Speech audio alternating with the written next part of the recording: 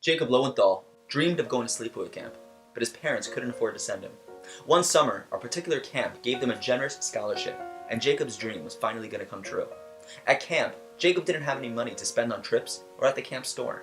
He felt embarrassed sitting in the canteen next to his friends every night with no snacks to eat, while his friends were all munching away. Despite this challenge, Jacob maintained a positive attitude and did his best to enjoy the summer. One day, Rabbi Lightstone, the camp director, walked by the canteen and noticed all the kids enjoying freeze pops and ice cream cones, everyone except Jacob. The rabbi asked Jacob why he didn't have an ice cream cone. Jacob lowered his eyes and admitted that he had no money. The rabbi approached the canteen manager and said, "I just heard from a boy that he has no money to buy anything at the canteen. His account is empty.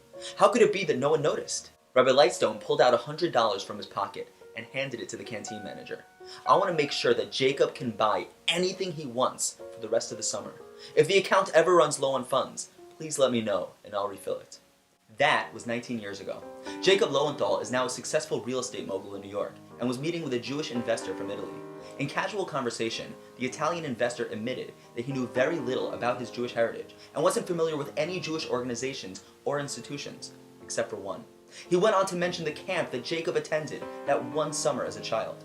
Jacob was shocked. What were the chances that the only Jewish institution that the man heard of was the camp that he went to?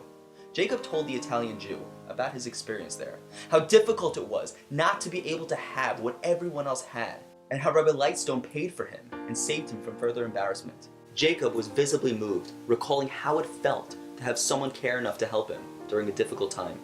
The investor was inspired by Rabbi Lightstone's thoughtfulness and sensitivity, and said, "This is an institution I'd be privileged to be a part of." A week later, the camp received a check for $500,000. We're often surrounded by friends, neighbors, or even complete strangers who have less than we do. And we have a choice. We can go about our lives and remain oblivious to someone else's plight, or we can stop for a moment, contemplate their situation, and then do something to help. That simple, small act of kindness can impact someone's life and help improve the world, sometimes in ways we can never imagine.